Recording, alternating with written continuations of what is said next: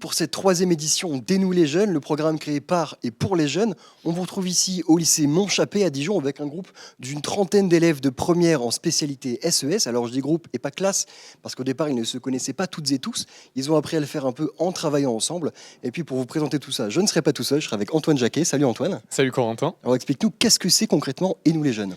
Et nous les jeunes, c'est une émission de débat très particulière puisque les thèmes qui vont être débattus aujourd'hui ont été choisis par les jeunes. 6 thèmes ont été choisis, dont notamment la chasse, les réseaux sociaux, mais aussi la légalisation du cannabis. Ils ont eu 4 mois pour pouvoir les préparer et aujourd'hui, ils sont tous chauds. Bon, et puis pour interagir avec vous, nous ne serons pas seuls. Aubery et Maël sont derrière au niveau du chat, alors n'hésitez pas à interagir avec eux, ils seront là pour répondre à vos questions. Alors, vous l'avez dit, on est en direct sur YouTube. Ça veut dire qu'il y a un chat sur lequel vous pouvez poser toutes vos questions, tous vos commentaires, toutes vos interrogations. Nous, on est là pour vous les retransmettre afin que les lycéens, justement, puissent participer et répondre aux questions que vous avez. Et donc, on va directement commencer par le premier thème, un thème qui est souvent évoqué, je trouve, lorsqu'on parle de notre génération, mais aussi des leurs, c'est les réseaux sociaux. Les lycéens sont partis aller voir des Dijonnais et des Dijonnaises pour savoir ce qu'ils en pensent. On regarde. Pour vous, à partir de quel âge les enfants et les jeunes devraient-ils être autorisés à aller sur les réseaux sociaux ? 12 ans, 13 ans. C'est pas forcément une question d'âge, c'est une question de maturité et puis de relation avec les parents et la famille. Mais bon, en tout état de cause, je pense que 14-15 ans, ça me semble un âge où la maturité s'est déjà un petit peu construite, quoi. Je trouve qu'à partir de 14, 15, 16 ans à peu près. Et quels sont pour vous les effets néfastes qu'il peut y avoir des réseaux sociaux ? Les effets néfastes, c'est ceux qu'on a connus ces derniers temps, l'assassinat et le passage à tabac des écoliers à Montpellier et en région parisienne. Comme les fausses informations, les fake news, l'addiction, le fait de passer tout son temps là-dessus pour entendre des choses qui ne sont pas forcément intéressantes. S'ils ne font pas preuve de discernement ou s'ils n'échangent pas avec des personnes qui ont un petit peu plus d'expérience et s'ils n'acceptent pas les conseils, et s'ils restent enfermés sur ce qu'ils ont vu sur un réseau social. Est-ce que pour vous, les réseaux sociaux, c'est une bonne manière de s'informer ? Une bonne et une mauvaise. Les Ok. deux sont dedans. Les bonnes manières, c'est d'être informé sur ce qui peut se passer comme animation près de chez nous. Et les mauvaises, c'est toutes les fake news que l'on peut connaître. C'est un bon moyen, oui. C'est pas suffisant, mais c'est un des bons moyens. Il y en a d'autres. Ça peut être un bon moyen de s'informer à condition que ce soit utilisé intelligemment. Bon alors on l'a vu, quand on parle de réseaux sociaux, les avis divergent pas mal. Aurélien, comment ça vous est venu ? Comment vous avez eu l'idée de vouloir travailler sur ce thème-là ? Donc oui, c'est un sujet très questionné, mais comme c'est un sujet qui nous concerne tous, on voulait quand même l'aborder, surtout à nos âges. Et on voulait aussi sensibiliser les générations les plus vieilles comme les plus jeunes par rapport aux dangers et puis aussi aux avantages que ça a. Ok, donc vous m'avez dit que vous vouliez parler un petit peu de tout ce qui est d'abord effet néfaste des réseaux sociaux. Loane, toi, qu'est-ce que tu as à dire sur ce sujet-là ? C'est vrai qu'aujourd'hui, les jeunes, ils utilisent beaucoup plus les réseaux sociaux que ceux d'avant, vu qu'ils ont beaucoup été développés. On voit beaucoup aussi de dangers, comme le harcèlement, tout ce qui est les addictions. Les enfants de 15 ans, maintenant, 5% des garçons et 11% des filles ont un usage problématique avec. Donc, je trouve ça très problématique d'avoir autant de personnes sur les réseaux sociaux, alors qu'on peut s'informer autrement et avoir d'autres passions que les réseaux sociaux. Ok. Et par exemple, de ce côté-là, si on passe le micro à Marine, par exemple, qu'est-ce que toi, tu as ajouté sur ce côté néfaste ?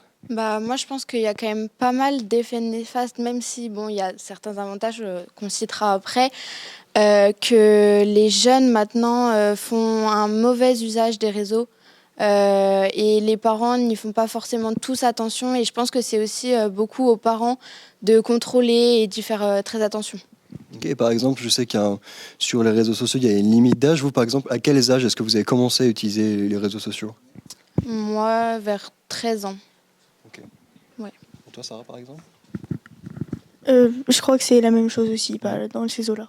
Et du coup, ça veut dire que pour un peu plus réguler tout ça, c'est d'abord la responsabilité des parents, c'est ça ? Selon vous ? C'est en partie la responsabilité des parents. Après, ça dépend aussi, notamment de la maturité de chacun, etc. Ok.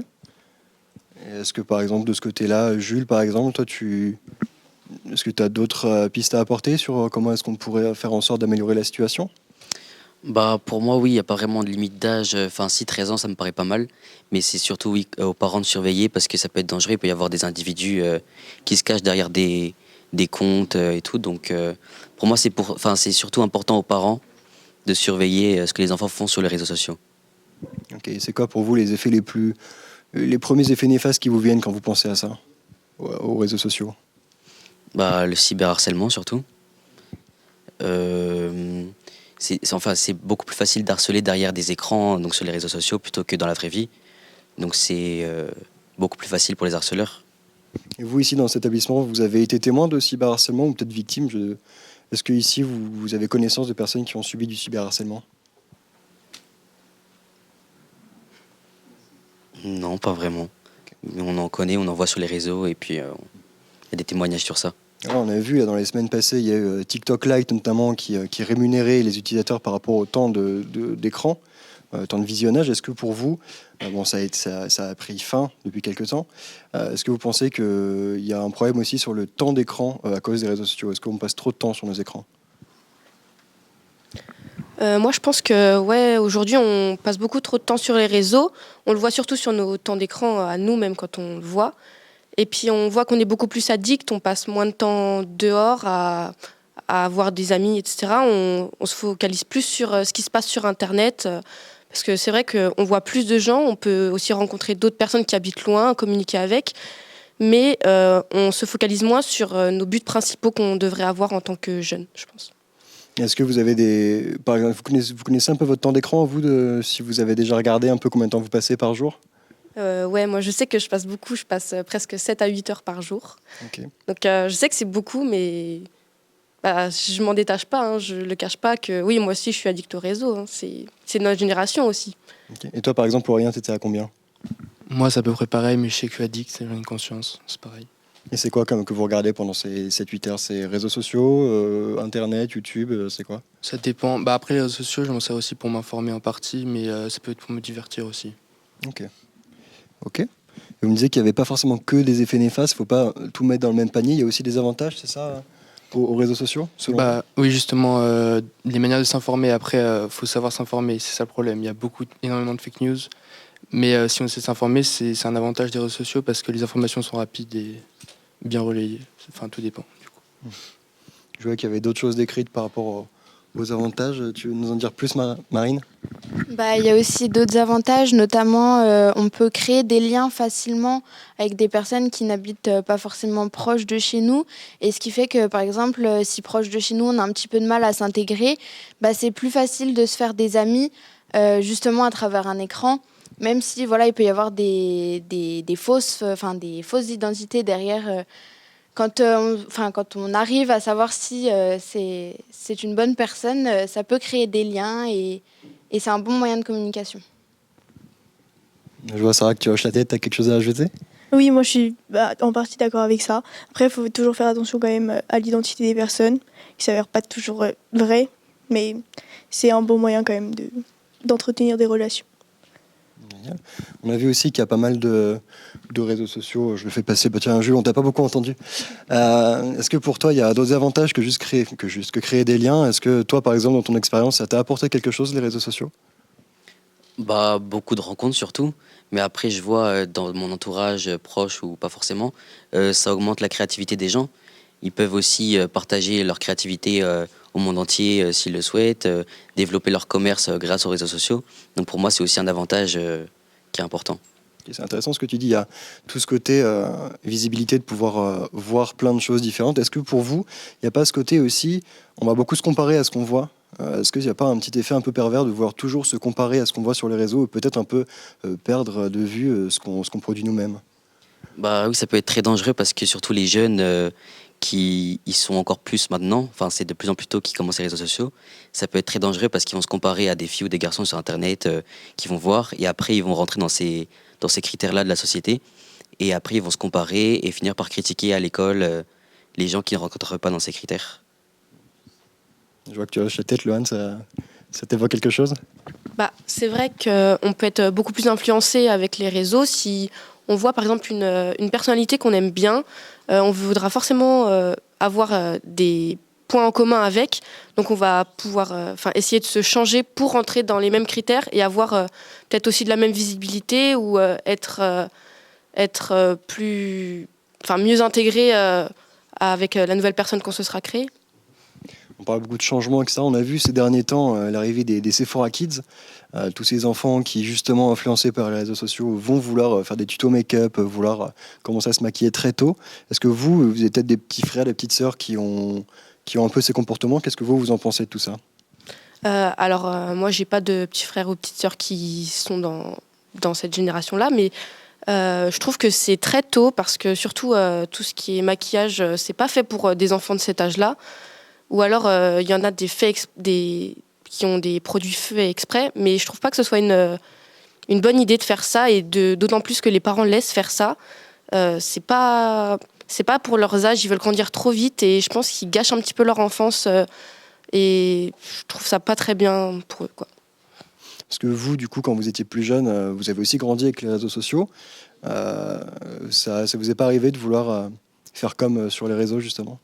Si, c'est vrai, mais on avait plus de règles pour ne pas faire ça ou que pour des petits événements et c'était pas beaucoup. Il y avait moins de relâchement par rapport à ça. Et je pense que c'est un défaut aujourd'hui de laisser trop de jeunes enfants faire ça. Okay. Tu veux ajouter quelque chose, Aurélien, par rapport à ça? Je t'ai vu hocher la tête. Non, pas forcément, mais moi je voulais revenir à ce que Jules a dit tout à l'heure. Il disait que ça permettait de mettre en avant sa créativité, donc c'est bien parce que ça peut créer des métiers comme influenceur par exemple. Mais c'est un avantage, c'est aussi un inconvénient parce que certains jeunes peuvent se dire que je vais faire influenceur parce que ça a l'air facile puis ça rapporte facilement. Mais c'est très difficile en fait. Puis on n'y arrive pas forcément. C'est pas évident. Donc, voilà. Qui, par exemple, en tant qu'influenceur, vous suivez un peu régulièrement ou qui vous intéresse? Pour l'actualité, par exemple, Hugo Décrypte. Je regarde beaucoup l'actualité avec lui. Okay. Par exemple. Tu as d'autres influenceurs que tu regardes? Oui, Squeezie, des personnes comme ça. Ok. Peut-être du côté, je me permets de te piquer le micro, du côté de Sarah, peut-être toi tu as des influenceurs, des influenceuses que tu regardes régulièrement? Pas forcément de nom en tête. Ok.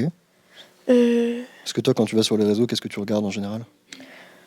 Un peu de tout, mais c'est surtout pour parler avec des gens que je connais, etc. C'est plus pour ça ou pour s'informer justement des actualités. Toi, Marine, par exemple, si on fait un petit tour de table? Moi, j'en ai pas forcément pareil qui me viennent en tête. Oui, j'en vois sur les réseaux, mais il y en a pas en particulier à qui je vais vraiment donner de l'intérêt.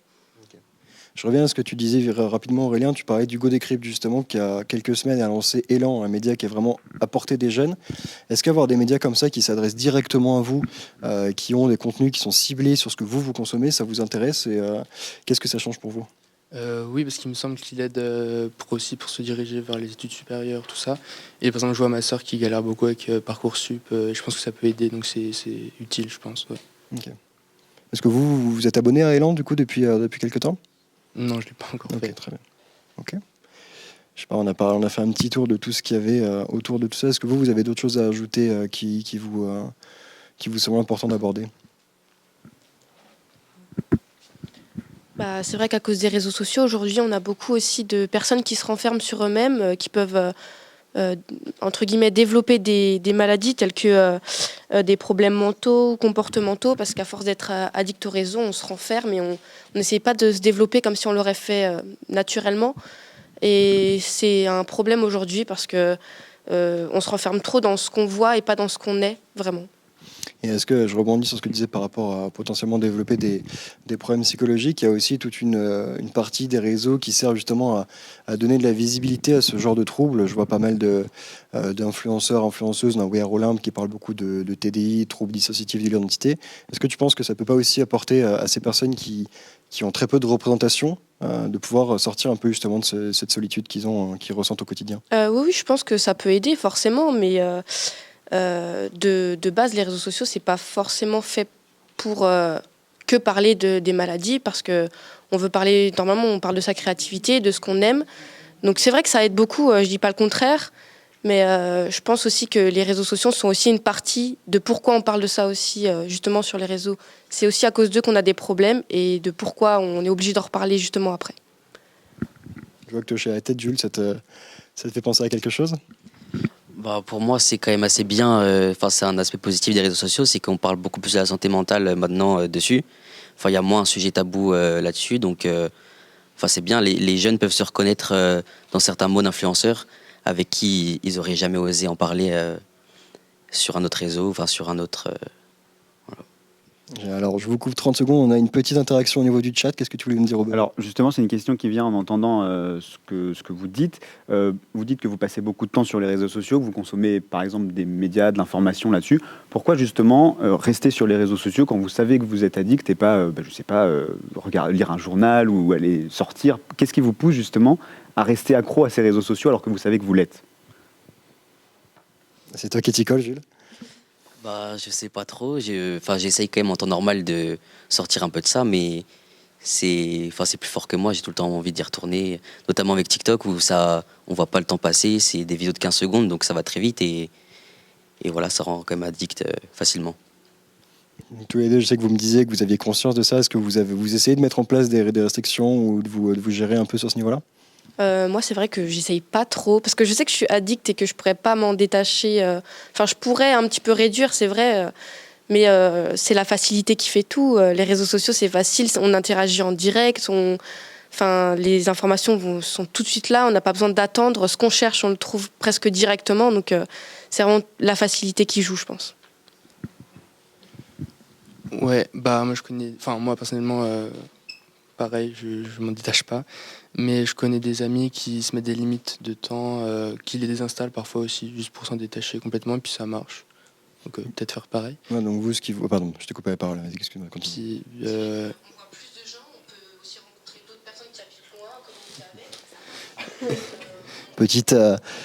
Petite turbulence en plateau, mais tout va bien, comme tu me disais. c'est peut-être facile de dire ça, mais après une addiction, c'est pas non plus évident. Enfin, ça se fait pas en claquant des doigts de s'en sortir. Bon, après, ça peut se gérer. Je pense pas. En mettant des temps et en désinstallant. Voilà. Ok, très bien. Écoutez, je pense qu'on a abordé un petit peu tout et tout. On parlait d'influenceurs, d'influenceuses, de plein de communautés différentes.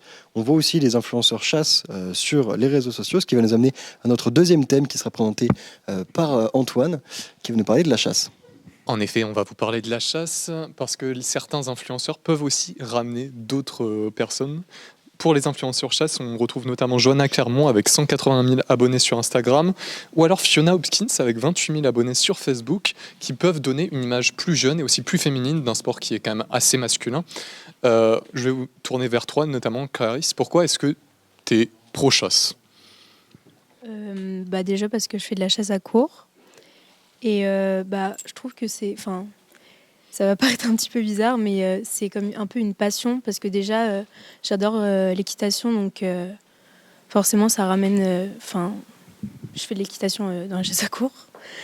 Et parce que c'est tout ce qui est tradition et tout. Enfin, j'adore tout ce qui est... Enfin, c'est super convivial quand je suis là-bas. Et ça sort un peu de l'ordinaire, forcément. Et voilà. Et justement, depuis quand est-ce que tu as commencé à faire de la chasse à courre? Ça doit faire 3 ans, là. Mais ça fait pas depuis très longtemps parce que c'est des amis qui m'ont qui m'ont embarqué dans cette aventure, entre guillemets. Ok, et comment justement est-ce que donc c'est des amis qui t'ont embarqué dans la chasse? Ok, très bien. Est-ce qu'il y en a d'autres justement qui eux aussi, comme Clarisse, sont pro-chasse? Yes. Alors moi, je chasse... Enfin, depuis petite, mon père, il m'emmène à la chasse. C'est vrai que j'ai arrêté un temps et depuis 2 ans, grâce à mon copain, je retourne à la chasse quasiment tous les week-ends. Et en le voyant, même en revoyant avec mon père et mon grand-père, c'est vrai que j'aime bien. La passion, elle se transmet surtout de génération en génération avec les familles. Et malgré que ça peut paraître un petit peu étrange pour certains d'aimer tuer les animaux, il n'y a pas que ça dans la chasse, c'est aussi convivial, c'est aussi familial et on peut aimer ça et ça se transmet et c'est aussi de l'amour envers les animaux, même si ça peut paraître bizarre. Est-ce qu'il y en a qui veulent réagir par rapport à ça? Je vois.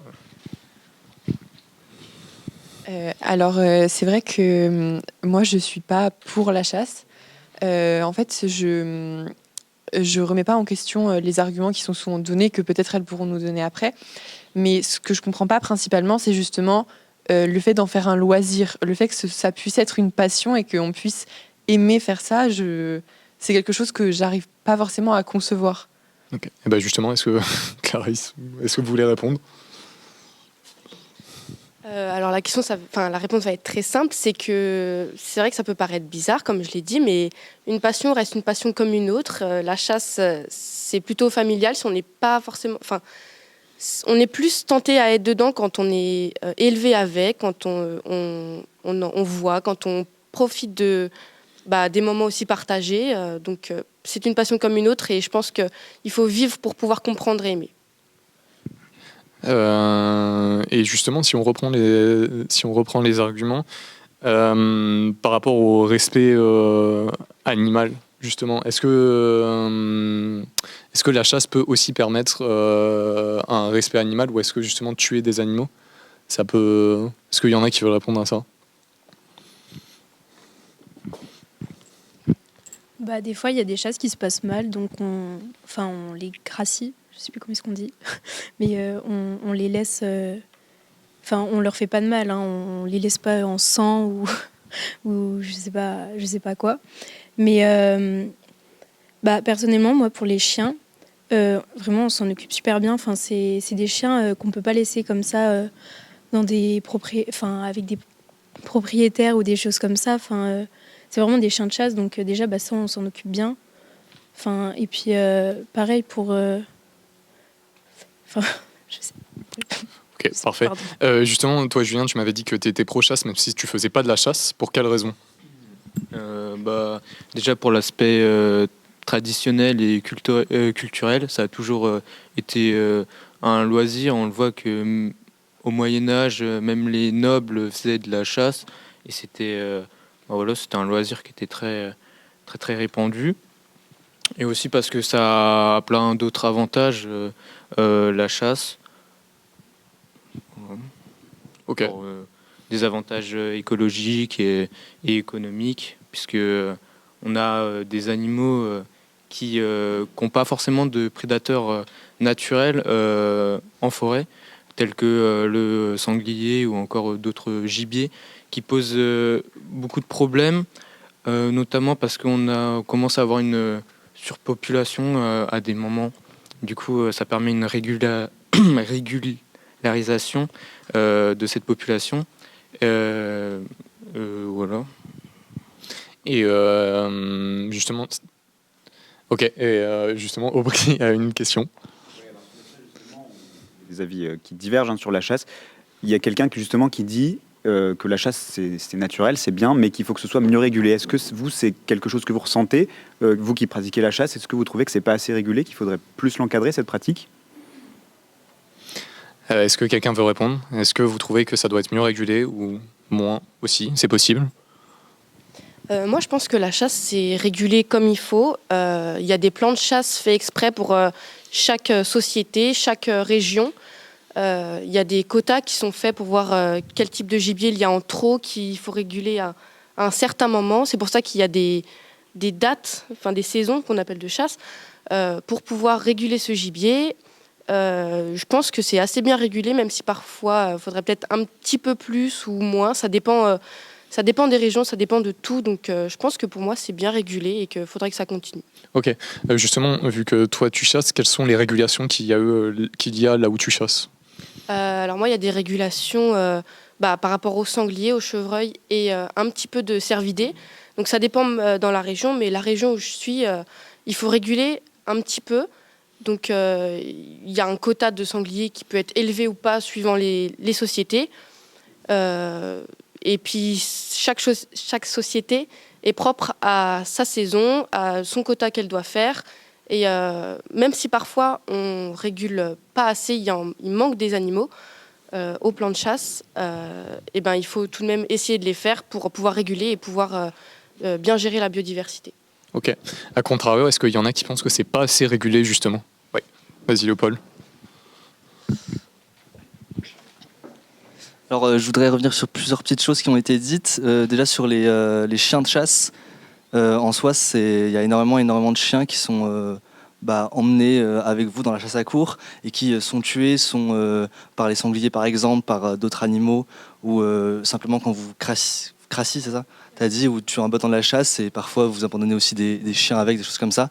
Et donc tu dis aussi qu'ils sont élevés dans de bonnes conditions, mais en soi on sait que peut-être que chez toi ça se passe bien, mais qu'il y a plein de sociétés ou de collectifs si tu veux, de chasse à courre qui les mettent dans des chenils 6 mois sur 12 et où c'est quand même extrêmement embêtant sur le bien-être animal. Et en fait les chiens, tu pourrais simplement les avoir chez toi ou ils pourraient être occupés sans que leur but ce soit d'être emmenés dans une chasse à courre et sûrement tués à la fin de l'histoire. Ensuite, sur la régulation, les chiffres, c'est quand même qu'il y a 95% des animaux tués lors des chasses qui sont des espèces qui n'ont pas besoin d'être régulées. Tu parlais du sanglier, c'est 2% des animaux qui sont tués lors de la chasse. Et donc, en tout, dans ces 5%, effectivement, il y a des populations qui ont besoin d'être régulées, comme le sanglier. Mais en réalité, votre objectif principal, c'est pas de réguler, puisque si on veut réguler, tu peux demander à n'importe quel biologiste, te dira, pour réguler une population d'animal, tu le stérilises, en fait. Et vous, c'est pas du tout ce que vous faites. Aussi, dans les quotas qui sont donnés par l'ONF, il y a plein de quotas que vous ne respectez pas, souvent. C'est quelque chose dont que les gardes forestiers de l'ONF se plaignent très souvent chaque année. C'est des relations qui sont très tendues, très compliquées. Et par ailleurs, il y a par exemple une chose, c'est de tuer davantage les laits que les sangliers mâles, donc les femelles, puisque les femelles sont l'outil de reproduction entre guillemets. Et donc les tuer, c'est ça qui va influer sur la régulation de la population de sangliers. Est-ce que vous faites pour des raisons éthiques internes de dire on préfère pas trop tuer les laits parce que elles sont enceintes, etc. Du coup vous dites vous préférez tuer les mâles, mais en réalité ça n'aide pas à la régulation. Il y a plein de choses comme ça. Dans les années 70-90, il y a eu une grosse diminution de la population de sangliers. Qu'est-ce qu'il s'est passé aux États-Unis ? Il y a eu des mutations génétiques qui ont été faites avec des cochons qu'on appelle les cochons-gliers. Et ce qui s'est passé, c'est que ça a été importé en France et que c'est des populations qui sont beaucoup plus fertiles. Et donc, en réalité, votre objectif, c'est d'abord de perpétuer un loisir qui n'a plus vraiment de sens dans notre société aujourd'hui, qui est assez archaïque en soi, mais c'est normal en soi de vouloir le perpétuer puisque c'est votre loisir. Mais l'argument de la régulation, en soi, ne tient pas vraiment parce que ce n'est pas votre premier objectif, sinon on ne ferait pas comme ça. Voilà. Je vois que le débat est lancé, je vais juste laisser répondre les prochasses, mais juste avant, il y a une question d'Aubry. Alors, une question du chat, a priori, c'est justement Nino sur le chat qui nous dit qu'il trouve que la chasse, ça monopolise un peu les forêts. Et c'est vrai qu'on le voit assez régulièrement, pour ceux qui suivent un peu les infos, ça arrive régulièrement qu'il y ait des gens qui meurent dans des accidents de chasse, des chasseurs qui étaient trop près, des balles perdues. Est-ce que justement, c'est quelque chose qui vous préoccupe, à laquelle vous pensez quand vous allez chasser ou pas du tout ? Est-ce que oui. Du coup, pour répondre à la question qui a été posée, la chasse, comparée à ce qui est stéréotypé, il y a vraiment beaucoup de sécurité. En effet, dans la zone de chasse, il est obligatoire de mettre tout ce qui est panneau pour annoncer que la chasse est en cours. Donc après, forcément, il y a des gens qui ne veulent pas respecter ça. Donc après, c'est un petit peu à leurs risques et périls, j'ai envie de dire. On prévient, donc après c'est de la prévention pour justement éviter les accidents. De plus, il faut...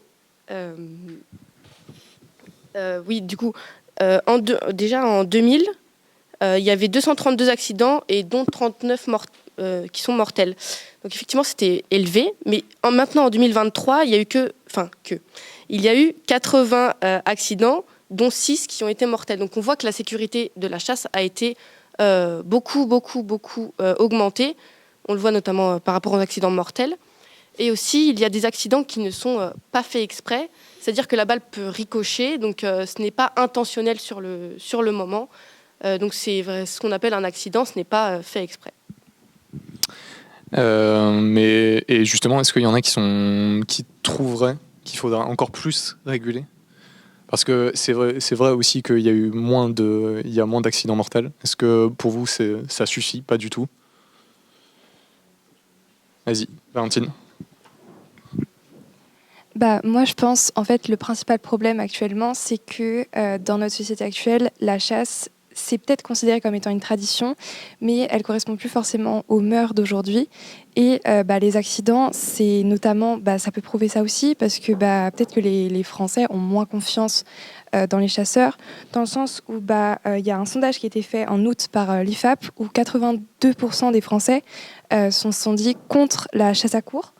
Il y a même en 2021 un projet de loi qui a commencé, c'est un référendum d'initiative partagée sur les animaux pour interdire les pratiques de chasse jugées cruelles, comme la chasse à courre, les chasses trop traditionnelles ou la vénerie sous terre. Ce qui fait qu'aujourd'hui, peut-être que le principal problème de la chasse, c'est pas la régulation ou les pratiques des chasseurs, dans le sens où ça, c'est leur vie personnelle, mais c'est aussi le fait que ça change nos sociétés, notamment par rapport à l'écologie, car la surconsommation de viande, c'est l'un des principaux facteurs du changement climatique, enfin ça l'aggrave. Par exemple, Greenpeace recommande 300 grammes de viande par semaine par personne, et la chasse, au contraire, ça n'aide pas ça l'aggrave. Donc moi, le principal problème pour moi, c'est son impact sur la société, tout simplement. Si on rebondit sur ce thème un peu, est-ce qu'il y en a parmi vous qui ont baissé leur consommation de viande, justement pour... Moi, par exemple, je suis végétarienne depuis 2 ans. Je dis pas que tout le monde doit être végétarien, c'est un choix personnel, c'est pas du tout ce que je dis, mais je pense juste que pour le bien commun, faut faire en sorte de trouver quelque chose qui permette de baisser la consommation de viande, dans le sens où c'est un problème dramatique aujourd'hui pour les animaux par rapport aux abattoirs, mais ça n'a rien à voir avec la chasse. Mais la chasse, ça peut être une clé pour s'en sortir. Est-ce qu'il y en a qui sont... Oui, vas-y, Sarah. Moi, je voulais rebondir sur un aspect aussi évoqué par Julien, qui est l'aspect traditionnel de la chasse. Dans notre pays, ça remonte à bien loin au Moyen-Âge. J'espère quand même qu'on a assez évolué depuis le XIIe siècle. Comme l'a dit Valentine, ça ne correspond plus du tout à notre société et aux mœurs de notre époque.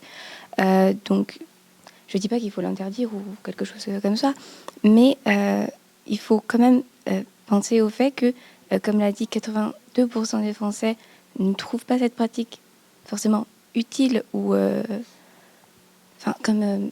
si on compare plutôt comme ça l'était il y a des siècles auparavant, c'était une activité à part entière où la plupart des gens aimaient participer.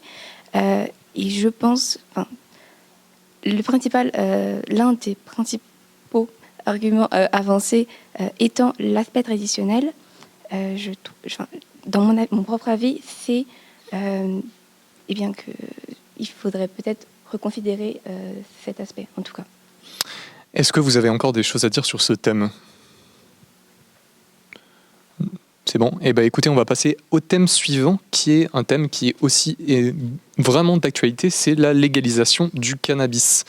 En avril dernier, l'Allemagne est devenue le 3e pays à légaliser le cannabis, bien entendu sous certaines conditions, notamment le fait que les moins de 18 ans n'ont pas le droit d'acheter du cannabis et que les plus de 21 ans ont le droit d'en acheter seulement à certaines doses. La France reste quand même un pays où le cannabis est pénalisé, ce qui détonne aussi énormément de ses voisins européens. Donc bonjour, déjà ma première question, ça va être très simple. Est-ce que vous pouvez un peu me rappeler, comment ça se passe le cannabis en France ? Est-ce qu'il y en a un qui veut commencer sur cette question ? Hugo ? Tout d'abord, je tenais à dire que le cannabis est interdit en France. L'usage en est interdit, tout comme la vente, et avec de grosses peines d'emprisonnement et parfois des amendes. Et voilà, du coup, c'est très répressif aussi par rapport à nos collègues européens. Et justement, je sais que vous avez fait des recherches là-dessus, donc est-ce que vous pensez que aujourd'hui, le fait que ça soit pénalisé, c'est une bonne chose ou pas ? Moi, je trouve que c'est une très mauvaise chose de pénaliser cela, parce qu'on est le 2e plus gros pays consommateur de cannabis en Europe, malgré une très forte répression. Et justement, j'ai lu dans un article que 41% des Français déclaraient avoir déjà touché un joint dans leur vie.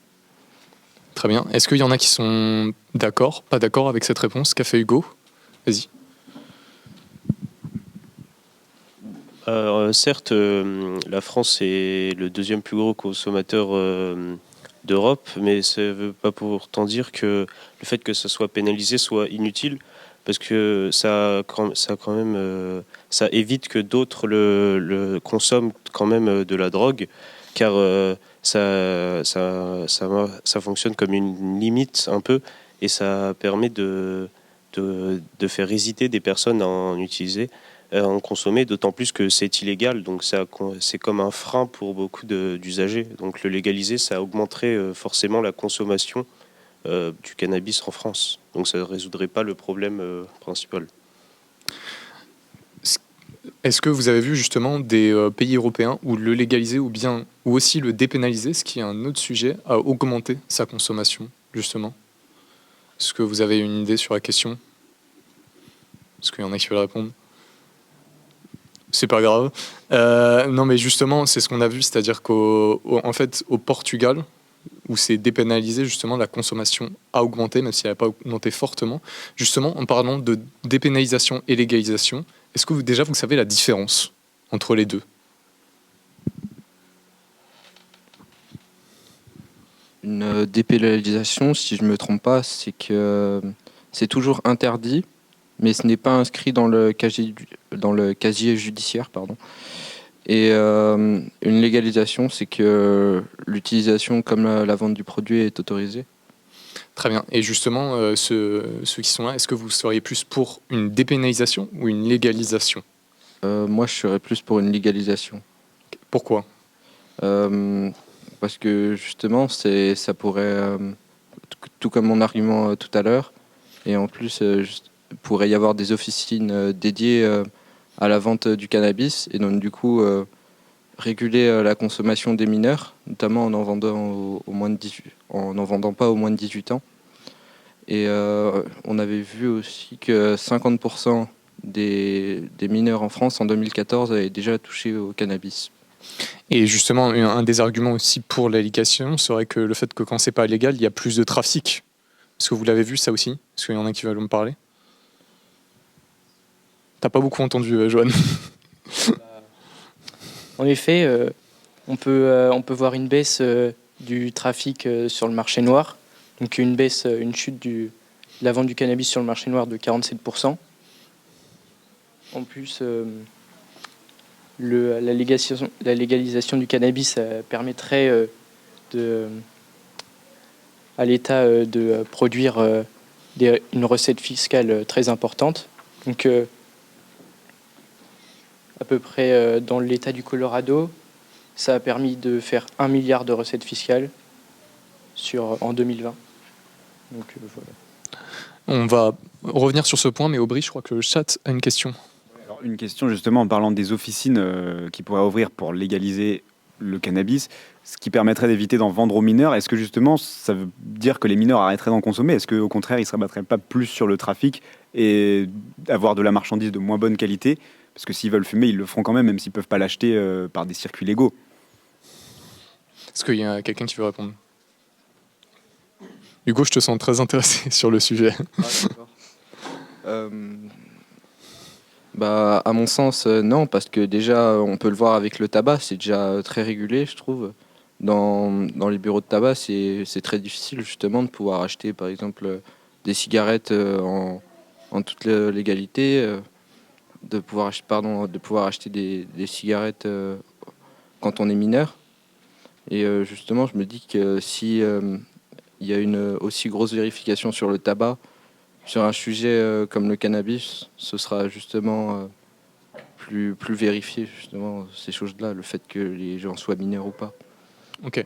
Si on revient justement sur les recettes, est-ce que c'est une bonne chose justement que le cannabis devienne légal pour qu'il y ait plus de recettes en France? Oui, parce que ça permettrait de réinvestir dans des programmes d'aide pour ceux qui sont addicts au cannabis, ou même pour faire des campagnes de sensibilisation chez les jeunes qui vont sûrement vouloir essayer ou vont consommer énormément dans leur vie. Je veux bien que tu mettes ton micro un peu plus proche de la bouche. Vas-y, redis-moi ce que tu viens de dire. On pourrait... du début? Non, vas-y. Comme ça, on pourrait réinvestir l'argent dans des programmes de sensibilisation chez les jeunes, dans des lycées comme chez nous, ou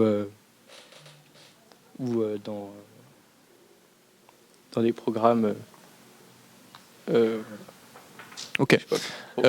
Justement, je crois que le chat est très intéressé par la légalisation. C'est pas le chat, là, c'est moi, c'est une question personnelle. Justement, tu parlais du fait que légaliser le cannabis, ça permettra à l'État de gagner de l'argent, en fait, sur ce commerce. Est-ce que vraiment l'État doit pouvoir se faire de l'argent au détriment de la santé de ses citoyens? Est-ce que c'est une question qui vous apparaît à l'esprit quand vous pensez justement à la légalisation du cannabis? La légalisation, déjà, ça permettrait un contrôle de la qualité du produit, donc qui pourrait du coup mieux réduire les risques pour la santé des consommateurs si on touche à un cannabis qui est plus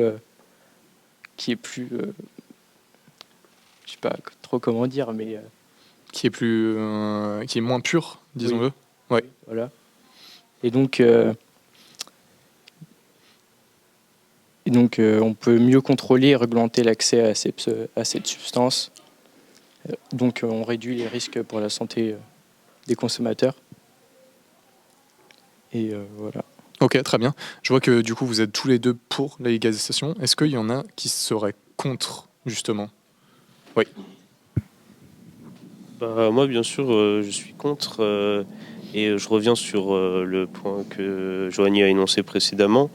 Même si la qualité pouvant être contrôlée par l'État serait meilleure, ça reste quelque chose de très néfaste pour la santé et qui n'a aucun avantage sur la santé et qui serait dangereux pour les habitants. Et d'autant plus que si c'est légalisé, la consommation augmenterait et donc le nombre de personnes atteintes par ces effets serait d'autant plus grand. Justement, quel est le type, la population qui est le plus atteinte par la consommation de cannabis? L'âge moyen de consommation, en 2021, c'était environ 32 ans. Mais il y a également beaucoup de consommateurs qui sont jeunes, entre 18 et 25 ans. Et c'est également où ça a le plus d'effets sur la santé. Car ça a beaucoup d'effets sur le cerveau. Ça a beaucoup d'effets principalement sur le cerveau, et d'autant plus que quand les personnes sont jeunes, le cerveau n'est pas formé complètement, et donc ça pourrait poser beaucoup de problèmes à ce niveau. Justement, en parlant de ça, vous qui vous êtes pour la légalisation, qu'est-ce que vous dites par rapport à ce que vient de dire Alessio? Hugo ou Joanne?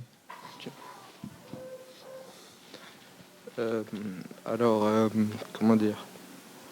N'hésite pas à bien mettre ton micro.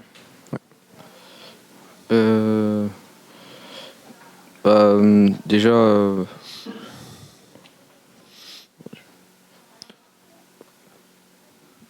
Ok. Très bien. Non, il n'y a pas de souci. Ok, nickel. Écoutez, on va passer au quatrième thème maintenant, l'agriculture. Oui, parce qu'on cultive du cannabis, mais on peut aussi cultiver du blé. Évidemment, c'est une boutade, mais on va parler d'agriculture un peu plus globalement que seulement l'agriculture et la culture de végétaux. On va aussi parler d'élevage, ovin, bovin. Voilà. Alors, pour vous donner un contexte, en 2021, l'INSEE publie une étude selon laquelle un agriculteur sur 5 vit sous le seuil de pauvreté. En 2022, il republie une étude, c'est un agriculteur sur 4, donc on voit que c'est une tendance qui augmente. Est-ce que pour vous, déjà pour toi, Lana, qu'est-ce que ça t'évoque en fait, ces chiffres? Alors, je trouve que c'est très élevé. C'est pas normal non plus, en étant agriculteur, de ne pas pouvoir subvenir à ses besoins. Parce que c'est des travailleurs comme les autres qui travaillent, voire même plus, parce qu'on sait qu'ils ne peuvent pas forcément avoir leur week-end ou des vacances. Il faut qu'ils délèguent leur travail à des personnes qui connaissent, des personnes de confiance. Donc, c'est pas normal qu'ils soient sous le seuil de pauvreté. Et voilà. Okay. Toi, par exemple, Antoine, tu trouves aussi que c'est pas normal? Qu'est-ce que ça t'évoque? Oui, je suis en accord avec ce qu'a dit Lana. Il n'y a pas de raison que eux qui travaillent plus que les autres dans ce cas-là aient plus de difficultés financières. D'autant plus que on leur doit beaucoup. C'est entre guillemets eux qui nourrissent le pays. Sans eux, leur métier constitue une chose hyper importante dans l'équipe. Enfin bref, voilà. Donc en effet, c'est d'autant plus révoltant que ce soit eux qui sont en difficulté plutôt qu'une autre catégorie de personnes, un autre métier. Et toi, par exemple, Yanis, tu me disais que tu étais très souvent en contact avec des agriculteurs, notamment le week-end, c'est ça? C'est ça. Du coup, c'est une ferme qui est vraiment à côté de chez moi. Et entre la réalité et ce qu'on voit sur Internet, c'est vraiment un monde différent. C'est vrai que l'agriculture, c'est quelque chose d'assez important en France. Les agriculteurs, ils sont quotidiennement présents dans leur ferme, dans leur GAEC, tout dépend leur société.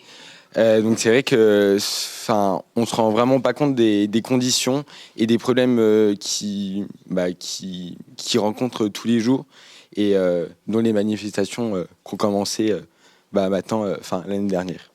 Ouais, donc on a vu justement que les manifestations ont pris beaucoup d'ampleur dans l'espace médiatique. Encore aujourd'hui, on a quelques manifestations, notamment à Dijon, par rapport aux aides de la PAC qui sont toujours pas versées. Toi, Marine, tu me disais qu'il y avait notamment, par exemple, tu avais un peu bossé sur le Mercosur. Qu'est-ce que tu as à nous dire là-dessus? Pardon. Pas de souci, t'en fais pas. C'est une alliance économique. Les pays fondateurs sont donc l'Argentine, le Brésil, l'Uruguay, le Paraguay et la Bolivie. Le but de cette alliance est la libre circulation des biens et des services et ils établissent un tarif extérieur commun et l'adoption d'une politique commerciale commune. Mais ce qui pose du coup un problème, c'est que ça favorise l'importation plutôt que de se servir des ressources de la France. Par exemple, je reviens sur ce que disait Antoine, qui disait que notamment c'était les agriculteurs qui nourrissaient les Français. Ça fait partie de leur revendication qu'en fait, c'est pas seulement eux qui les nourrissent, c'est qu'il y a une concurrence déloyale. Est-ce que pour vous, la solution, ce serait potentiellement de favoriser les agriculteurs français pour limiter du coup les importations? Oui, pour moi, oui, il faudrait favoriser les productions françaises plutôt que l'importation, quitte à manger un petit peu moins. Mais parce qu'en général, c'est plus cher que les produits importés. Mais quitte à manger un petit peu moins, mais meilleur pour la santé, et faire travailler les agriculteurs français plutôt qu'étrangers. On va venir un petit peu sur... je vais faire passer un petit peu le micro, comme ça on se balade un peu. Lana, par exemple, toi, qu'est-ce que tu as pensé des manifestations des agriculteurs? Est-ce que tu as l'impression que ça a eu un impact un impact suffisant en tout cas? Alors, je pense que c'est bien qu'ils se mobilisent tous ensemble. On a vu que c'était une manifestation qui avait pris beaucoup d'ampleur. Et donc, cette manifestation, elle a mobilisé tout plein d'agriculteurs. Ils sont tous soutenus. Ils ont tous pris de leur temps qui était précieux. Après, peut-être que oui, ça n'a pas eu suffisamment de... on n'a peut-être pas forcément répondu à leurs attentes et je pense que c'est ça qui est dommage pour eux parce qu'ils en attendaient plus du gouvernement. Et oui. Ouais, donc on a vu qu'il y a eu des versements immédiats de la PAC comme c'était demandé dans certaines régions, mais que en fait ça dépend beaucoup des régions sur justement ces versements. Ici, notamment en Côte d'Or, on a quelques problèmes de versement, donc c'est aussi ce qui alimente encore la colère. Est-ce que vous pensez, par exemple toi Antoine, est-ce que tu penses que il ferait bien de continuer ce combat, de continuer à manifester, ou est-ce qu'on les a entendus? Si vraiment les mesures s'avèrent vraiment pas suffisantes pour ce qu'ils revendiquent, effectivement, faudra, ce sera nécessaire pour eux de continuer à le redire, à le répéter, pour qu'enfin on comprenne, le gouvernement comprenne l'ampleur de leurs demandes, effectivement. Ouais, je pense. Ok, je reviens un petit peu sur ce que tu disais un petit peu plus tôt, Yanis. On parle beaucoup d'agriculteurs en général, il y a aussi la question des jeunes agriculteurs. Toi, tu en côtoies un petit peu ou pas du tout? Non, pas beaucoup, je suis plus avec les grands. Avec les grands agriculteurs. C'est ça. Mais on a eu aussi toute une revendication de la part des jeunes agriculteurs qui ont du mal parfois à reprendre les parcelles, à reprendre l'exploitation. Qu'est-ce que toi ça t'évoque? Est-ce que tu penses que ces jeunes agriculteurs sont dans de bonnes conditions pour commencer ou reprendre une activité? C'est vrai que nous, les jeunes, on est les futures générations à venir. À l'heure d'aujourd'hui, c'est vraiment très compliqué de s'installer, d'avoir sa propre GAEC. Entre 2010 et 2020, 11% des travailleurs agricoles ont diminué. Donc on est passé de 740 000 à 680 000 travailleurs. Donc c'est vrai c'est qu'il y a 11% en moins d'agriculteurs que... Exactement. D'accord. Donc c'est vrai que c'est une énorme chute en 10 ans et c'est de pire en pire dans les années qui viennent. C'est vrai qu'à l'heure d'aujourd'hui, la question se pose de comment va devenir l'agriculture dans quelques années et dizaines d'années. Je vois que Marine, tu hoches la tête, t'es assez d'accord avec ça? Qu'est-ce que ça t'évoque? C'est vrai que je pense que ça va être compliqué à l'avenir avec notamment la hausse des prix, ce qui fait partie d'ailleurs de leurs revendications au niveau des taxes, de l'électricité et tout ça, parce que ça va devenir de plus en plus compliqué pour eux, sachant que leur rémunération n'est pas plus importante. Par contre, les taxes et leur coût, oui.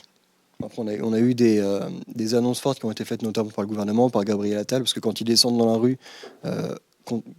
contrairement à certaines manifestations, mais en tout cas, eux, au moins à Dijon, ont employé des méthodes fortes avec du fumier, ils ont bloqué des autoroutes.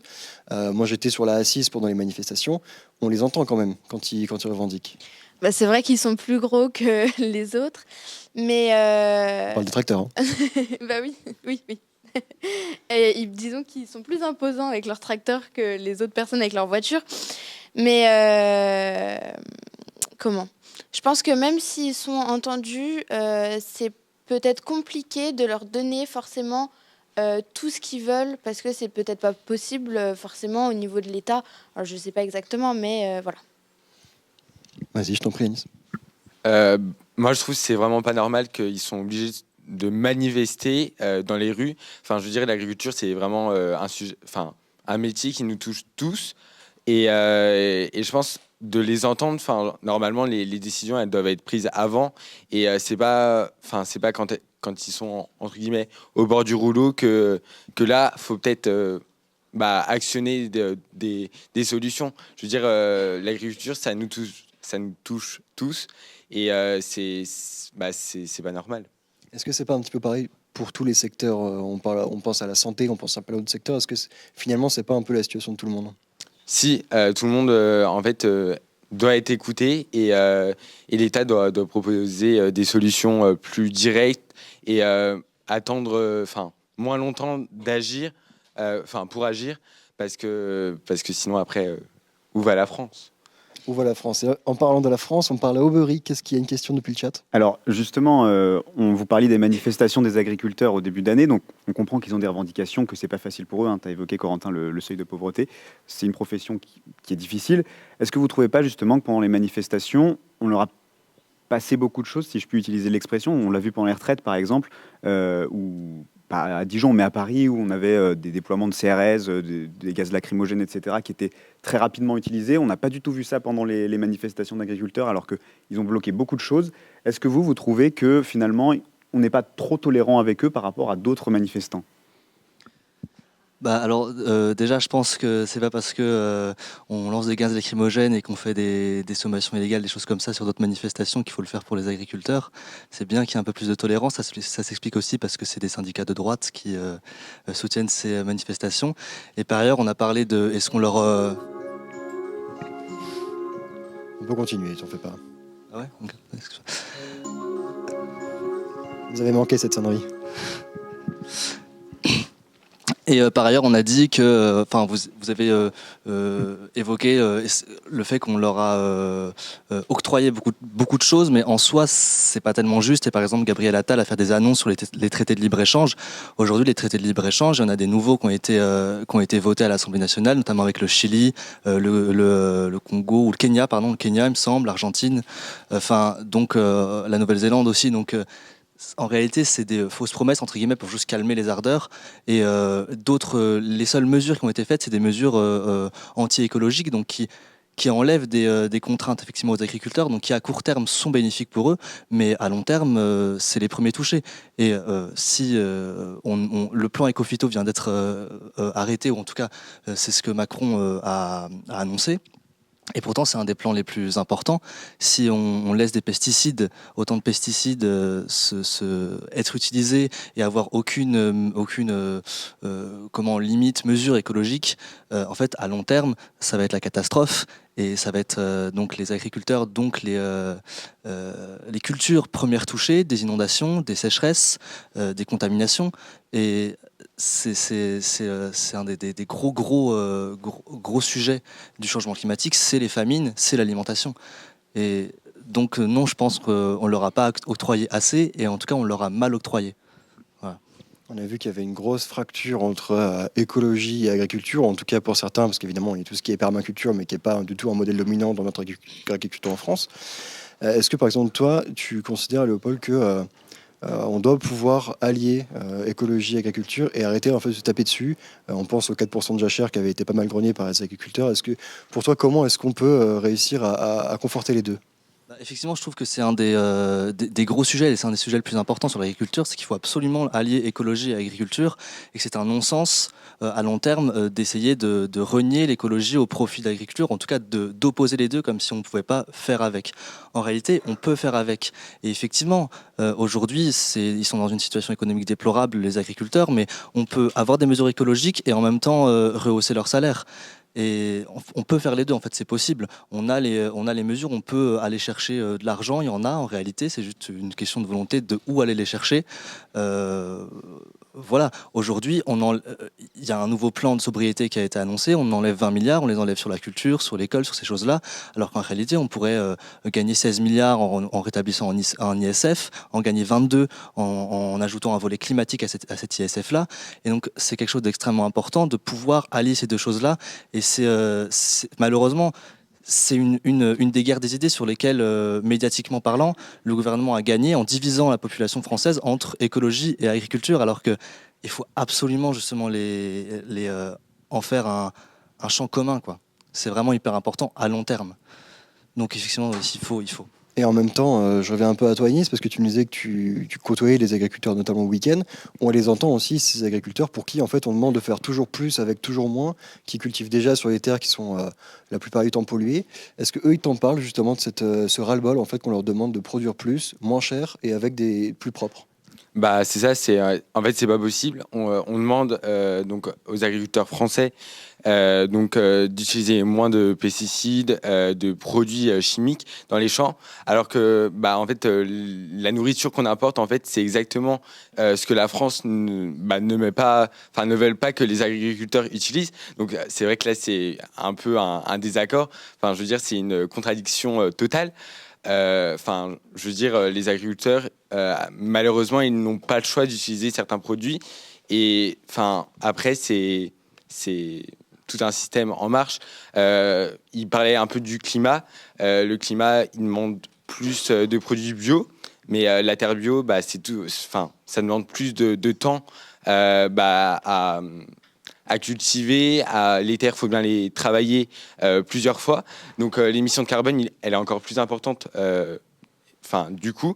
Alors que des terres qui ne sont pas bio, c'est moins de temps et moins d'émissions de CO2. Sachant que les enjeux principaux en agriculture, c'est moins le CO2 que la pollution des sols, des eaux, etc. Mais ça passe aussi, tu l'as dit Marine tout à l'heure, par le libre-échange, parce que forcément, une concurrence déloyale, ça incite à produire plus. Est-ce que tu penses que pour toi, diminuer ce libre-échange et favoriser les produits locaux, ça permettrait justement d'avancer dans cette direction plus écologique? Je pense, parce qu'en plus, l'importation, on ne peut pas dire que ce soit quelque chose de très écologique, puisque ça vient de loin, par des moyens plutôt polluants. Et par contre, en France, c'est sur place, donc moins polluant. Et donc, en fait, ça aiderait un petit peu sur tous les plans de diminuer cette importation et de favoriser plus la production française. Je vois que tu souris un peu, Léopold. Est-ce que ça te fait réagir, c'est ce qu'on dit? Alors, on va faire un long passé de micro. Je suis complètement d'accord, et c'est aussi ce dont on parle quand on parle de justice sociale, c'est aussi de s'opposer à ces traités de libre-échange qui sont évidemment des concurrences déloyales. Et donc il y a des organisations politiques qui justement sont à la fois pour une écologie, pour une revalorisation du salaire des agriculteurs et des travailleurs agricoles, et à la fois justement contre ces traités de libre-échange. En fait, c'est un tout qui est logique, qui est concordant, et il faut pousser ces mesures-là ensemble pour arriver à une production française, à une meilleure autonomie. Et tu le dis aussi, Marine, l'importation, c'est aussi quelque chose de pas écologique, en plus d'être une concurrence déloyale. Donc c'est pour ça que tout ça est logique et qu'il faut faire ça ensemble, et que c'est quelque chose qui va de soi, en fait. Et on parle de concurrence déloyale entre les pays avec le Mercosur. On parle aussi avec les lois Egalim de la relation entre distributeurs et producteurs. Est-ce que pour vous, ça passe aussi en interne sur des traités plus équitables pour les producteurs, que ce soit de l'élevage, de l'agriculture? Antoine, par exemple, est-ce que toi, tu penses que ça doit aussi passer par des changements internes pour pouvoir favoriser une meilleure rémunération des agriculteurs? Excuse-moi, tu peux reformuler la question? Ouais. En gros, on a une des revendications des agriculteurs, c'est aussi par rapport aux lois Egalim, qui du coup se focalise surtout sur la relation entre distributeurs et producteurs. Beaucoup sont critiqués parce qu'en fait, on considère que les grandes surfaces, notamment, ne jouent pas le jeu de rémunérer correctement les producteurs. Est-ce que pour toi, c'est aussi le rôle des grandes surfaces, des distributeurs, de mieux rémunérer les agriculteurs, ou en tout cas de le faire de façon plus juste? Oui. Je pense il y a le rôle du gouvernement. Le gouvernement a un rôle à jouer, mais il y a aussi effectivement comme tu l'as dit, les grandes surfaces. C'est un premier pas pour donc une meilleure rémunération des éleveurs, et donc l'amélioration de la situation dans laquelle on est. Je pense aussi qu'il y a un effort à faire dans les grandes surfaces, comme tu l'as dit, mais aussi chez nous, consommateurs.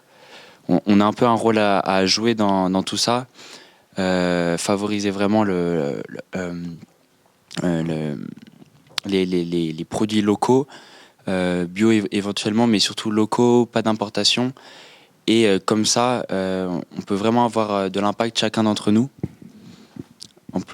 Voilà. Génial. Je pense qu'on a abordé à peu près tous les thèmes qui corroborent l'agriculture. On peut peut-être passer au thème suivant. Je crois savoir que toi, Antoine, tu as travaillé aussi sur le système scolaire, qui sera notre prochain thème. Alors, je ne sais pas s'il y a d'autres lycéens qui doivent nous rejoindre. On va leur laisser le temps de venir s'installer avec nous.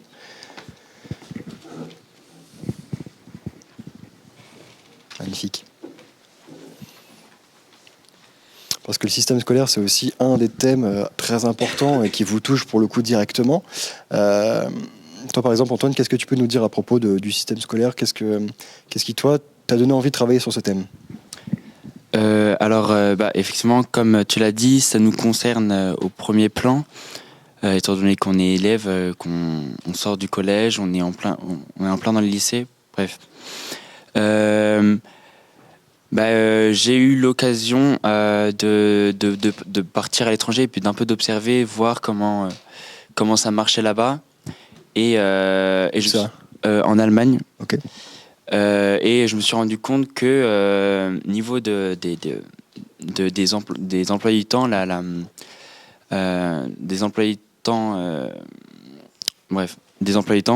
il y avait une grande différence, c'est que chez nous, au lycée, les cours commencent le matin et finissent à 18h, donc très tard, alors qu'en Allemagne, et je sais que c'est le cas dans pas mal d'autres pays, notamment en Espagne ou d'autres pays européens, les cours ne durent que la matinée, ce qui laisse énormément de temps, beaucoup de temps pour les jeunes de faire des activités ou faire plein de choses l'après-midi.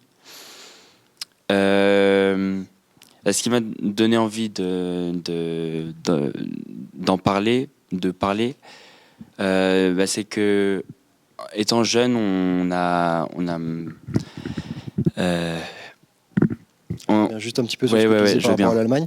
l'Allemagne. Ils finissent les cours plus tôt, mais ils ont moins de vacances aussi. Est-ce que pour toi, tu penses que vaut mieux retirer un peu de vacances pour tous les jours terminer un petit peu plus tôt? Ouais, je pense que c'est important. Ça crée un équilibre qui. Parce que, en fait, je recommence. En ayant cours que le matin, forcément, on accumule moins de fatigue et on a besoin de moins de vacances. Donc, logiquement, oui. Ouais. Logiquement, oui. C'est logique. Oui, pour toi, en fait, il y a moins de fatigue, donc il y a moins besoin Il y de a vacances. moins besoin de vacances, exactement. Je vois que c'est peut-être pas une idée qui est partagée par tout le monde. Je vois Sarah qui veut prendre la parole. Alors moi, je suis plutôt d'accord avec Antoine. On accumule énormément de fatigue due aux grands emplois du temps. Et je pense honnêtement que en réduisant ce temps de travail, peut-être en gardant la même charge, mais en réduisant ce temps et en l'étalant sur plus de jours, ça peut être bénéfique pour l'élève, étant donné qu'il va mieux apprendre, et il pourra aussi avoir le temps de pratiquer des activités extrascolaires comme un instrument, un sport, une activité dans l'après-midi. Et ça réduirait aussi le nombre de vacances, tout simplement parce que l'élève serait moins fatigué, donc plus concentré et plus performant. Puis il y a une autre aussi grande thématique sur le système scolaire, c'est la pression de la note. Je sais qu'il y a eu un rapport l'année dernière qui était sorti par le Centre d'études des systèmes scolaires qui disait que les notes étaient trop omniprésentes et que ça avait un impact sur la santé mentale des étudiants et des élèves. Est-ce que vous, par exemple, toi, Yanis, est-ce que j'ai cru comprendre qu'ici, au lycée Montchappé, il n'y avait plus de mentions à partir de cette année? Est-ce que ça a changé quelque chose sur vos bulletins? Est-ce que pour vous, ça a eu un impact? Bah, c'est vrai que, pour ma part, on travaillait pour avoir la mention, c'était notre récompense de fin de trimestre. Et de plus l'avoir, c'est vrai que ça déstabilise un peu. On l'a depuis le collège. Et la pression sur les notes, elle est vraiment présente parce que les professeurs, certains, je veux dire, je mets pas tous les professeurs dans le même lot.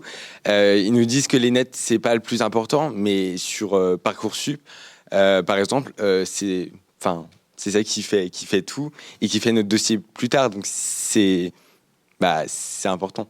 Je reviens rapidement sur ce que tu as dit. Tu as dit que avant la mention, c'était votre objectif. Si là, vous avez perdu cet objectif, qu'est-ce qui vous motive à...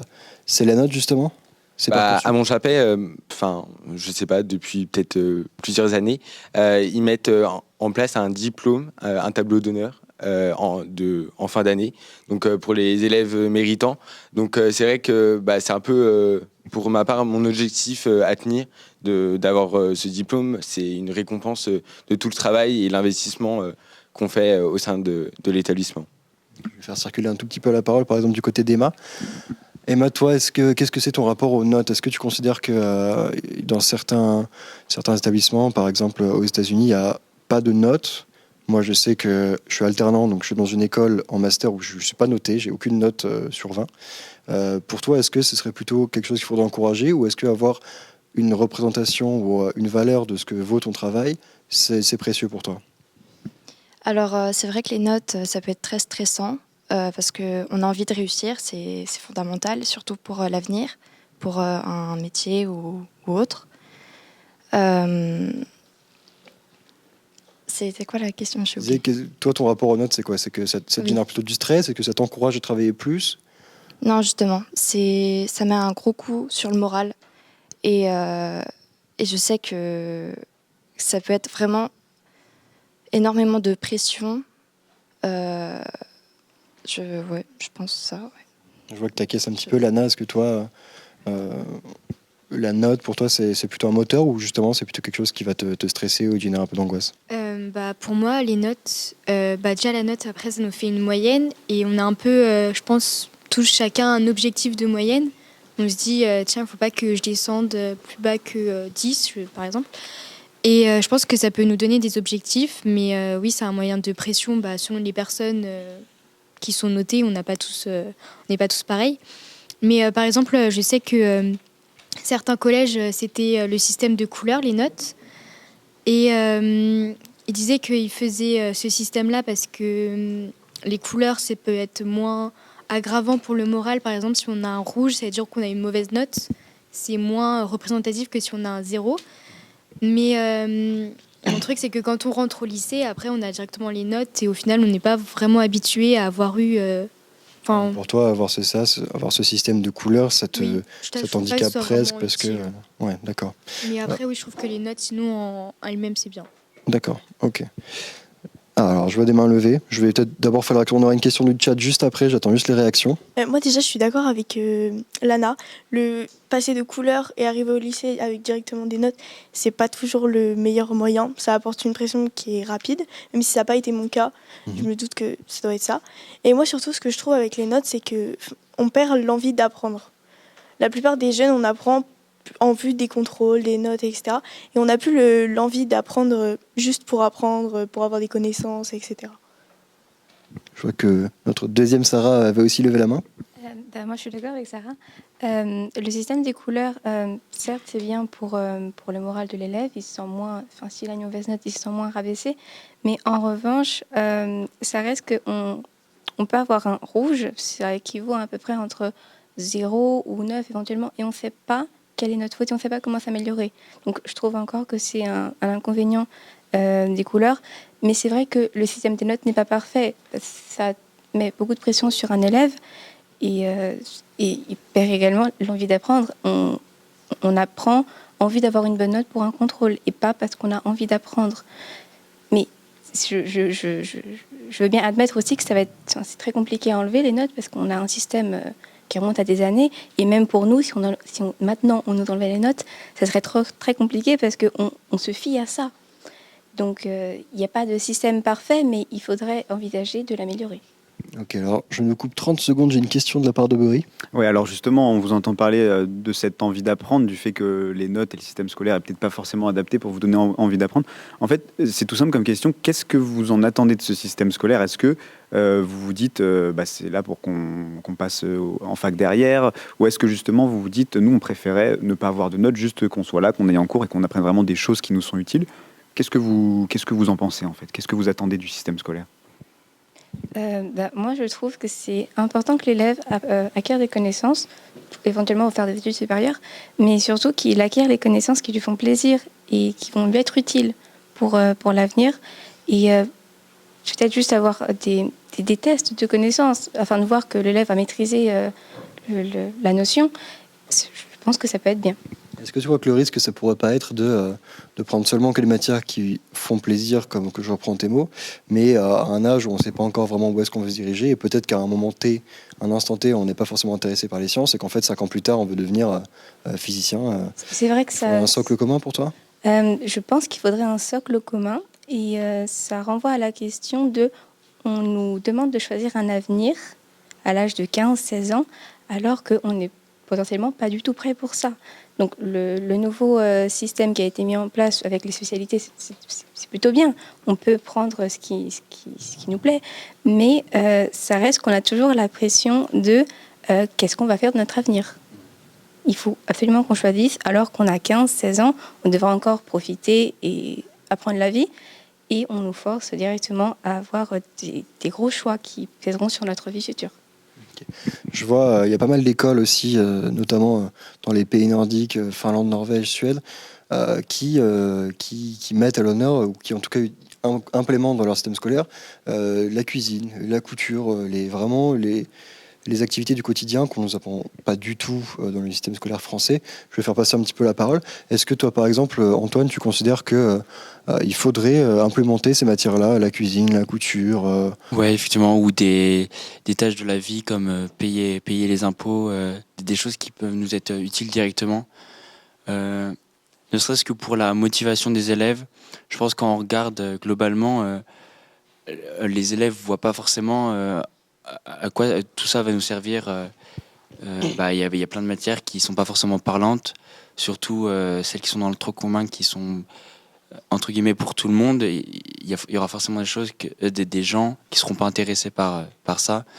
Donc je pense que c'est une bonne chose de faire apprendre à tout le monde à cuisiner, à faire des tâches ménagères. Et puis ça peut avoir d'autres effets positifs. Par exemple, les personnes qui réduire un peu les inégalités de classe sociale ou autre. Par exemple, une personne qui vivrait dans une famille où on cuisine pas, on fait que des choses surgelées ou des fast-food, ce serait l'occasion un peu de s'émanciper de cette situation et puis apprendre à cuisiner, et puis devenir chef cuistot, je sais pas. Super. Il y a aussi un grand thème d'actualité qui revient quand on parle de système scolaire, c'est le port de l'uniforme. Il y a des établissements qui font des expérimentations en ce moment même. Est-ce que pour toi, Lana, l'uniforme, c'est quelque chose, tu es plutôt pour, tu es plutôt contre? Comment t'envisages ça? Est-ce que si un uniforme était imposé à Montchappé, qu'est-ce que t'en dirais? Alors moi je suis pas forcément contre ni pour. Je trouve que c'est une bonne idée d'essayer parce que ça peut enlever pas mal d'harcèlement dû aux personnes qui n'auraient pas forcément les moyens de s'acheter des habits régulièrement. Donc ça c'est bien pour le harcèlement, mais après je pense qu'il y a des personnes qui ont leur besoin de s'exprimer à travers leur tenue vestimentaire. Et du coup, ça leur enlève cette liberté, on va dire. Est-ce que d'autres sont plutôt contre le port de l'uniforme? J'en vois pas mal. J'entends les arguments des détracteurs qui disent que au lycée, c'est aussi le moment où on se cherche, où ça passe par le style vestimentaire. Est-ce que, par exemple, pour toi, Emma, avoir un port de l'uniforme, ce serait un problème parce qu'on ne pourrait pas avoir le temps d'expérimenter et de s'exprimer par ses vêtements? Alors moi, comme pour Lana, je suis ni pour ni contre. Forcément, il y a des avantages et des inconvénients. C'est vrai que la créativité peut s'exprimer par une coupe de cheveux, un style vestimentaire particulier. Et le port de l'uniforme pourrait être un manque de créativité des élèves. Surtout quand on est jeune, on se construit et il faut passer par ces moments-là pour se trouver. Oui. J'ai vu qu'à côté de toi, Maël, ça te faisait réagir. Tu as quelque chose à ajouter par rapport à ça? Oui, je suis à peu près du même avis que Lana et Emma. Pour moi, le port de l'uniforme, ça peut être une bonne chose. Néanmoins, oui, comme disait Emma, la créativité est importante. Ça touche aussi à la personnalité de la personne. Et je trouve que ça peut être intéressant de pouvoir s'exprimer avec ses vêtements, même si le port de l'uniforme peut être une initiative contre le harcèlement, par exemple. Et voilà. Ok. Et pendant que vous êtes... Ah, vas-y, je t'en prie, Anis, toi, t'es en train de laver la main. Lever la main, pas de laver la main. C'est vrai que l'uniforme, c'est un débat qui fait beaucoup parler. Mais je pense que l'uniforme, c'est un choix. Et je pense qu'on nous prive de notre liberté de, entre guillemets, de s'exprimer par nos tenues. Et je pense que cette liberté, du coup, elle joue, je pense, sur tout ce qui est la conscience morale. Et je pense pas que ça tire vers le haut et que ça encourage des élèves. Enfin, on nous robotise, je pense. Enfin, être tous de la même façon, je veux dire, c'est assez farfelu, si je puis dire.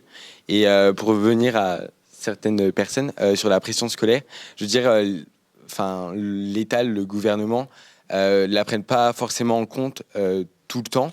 Et ça, je pense que c'est vraiment un manque parce que on sait pas, ils savent pas, et même les personnes de l'établissement savent pas comment les élèves sont mentalement et comment ils prennent cette pression en fait pour eux.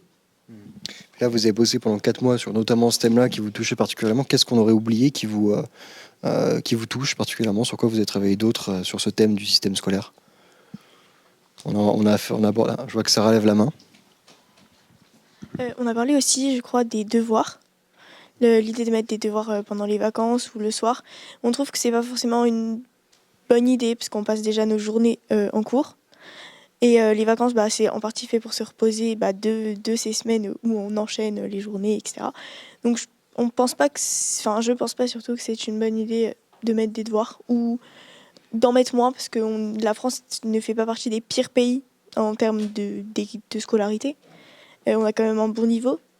Donc c'est peut-être pas forcément l'idée du siècle. Est-ce que quelqu'un aurait quelque chose à ajouter, notamment sur cette question, Antoine, des devoirs qui peuvent être... On parlait les emplois du temps en fonction des pays. Nous, on a des journées où, comme je disais, on finit à 18h. Donc, on finit à 18h et ensuite, on a des devoirs. Pour certains, il y a le trajet qui est long. Attends, je me permets de te couper. Ouais, On va faire une toute petite pause de 20 secondes parce qu'on entend dans l'oreillette qu'on a on a besoin de changer les batteries des micros. Donc, on est là pour vous donner la parole. Donc, il va falloir qu'on vous entende. Ce serait dommage.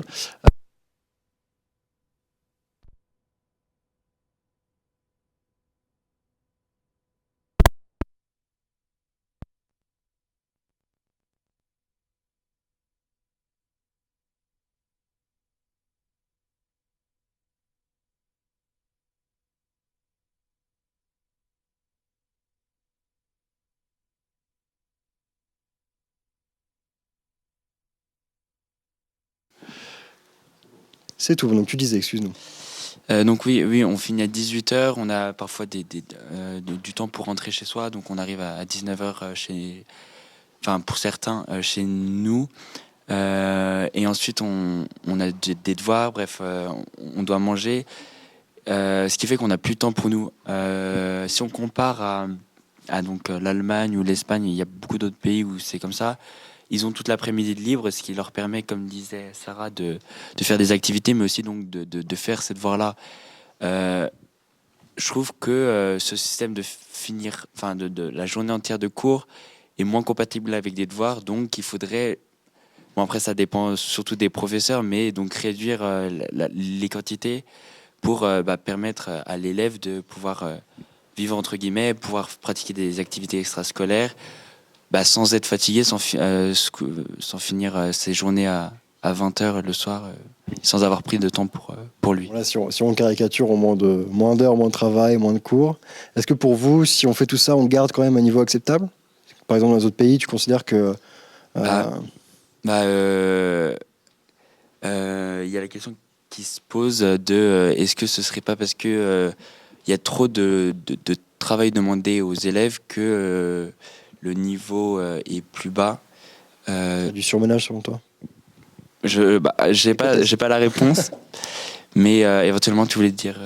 J'ai vu Sarah qui réagissait, je me permets de lui passer le micro, qui est plein de batterie maintenant. Je dirais pas qu'on veut moins d'heures de travail, moins de devoirs, moins de cours.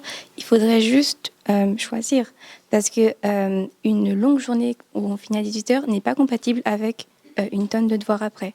Il faudrait ou réduire les heures de cours, et dans ce cas-là, étaler sur plus longtemps et réduire les vacances, ou alors réduire la charge de travail. Mais on ne peut pas continuer comme ça, et ça va en effet mener les élèves au surmenage et à la lassitude de l'école. On n'aura plus envie d'apprendre, et c'est quand même bête, parce que l'éducation, c'est fait pour ça, c'est fait pour apprendre et s'enrichir, et avoir un futur après. Donc je pense qu'il faudrait plutôt adapter les cours en fonction des élèves, et pas le contraire. Okay, donc on ne demande pas de réduire, on demande d'adapter à la situation de chaque établissement. Exactement. Bon, ça me paraît être une belle conclusion. Je ne sais pas si vous avez encore des thèmes que vous voulez aborder sur ce sujet-là. On peut passer au suivant. Dans ce cas-là, on va passer sans grande transition aux violences intrafamiliales avec notre camarade Antoine. Ouais, un thème vraiment gai. Donc on va juste attendre que toutes les personnes qui veulent en parler s'installent.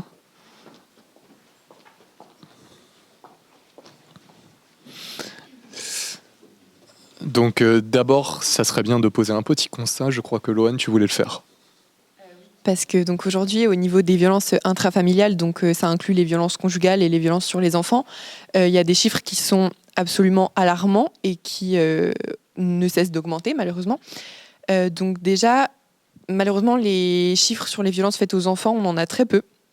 Il y a un enfant sur 10 qui est victime d'inceste au sein de sa famille. Et au niveau des violences conjugales, il y a eu en 2023 213 000 femmes qui ont déclaré être victimes de violences conjugales.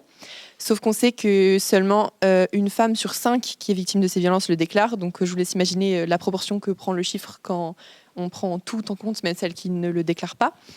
On a plus de la moitié des viols qui ont lieu au sein du couple. Et il y a un décompte qui est fait tous les ans des féminicides. Et là, on n'est même pas en mai, on sera en mai demain. Et on a déjà 49 féminicides déclarés. Ça fait un tous les 2 jours, un jour sur 2. Voilà. Très bien. Justement, une question large pour pouvoir commencer. Qu'est-ce qui pourrait être considéré comme violence selon vous ?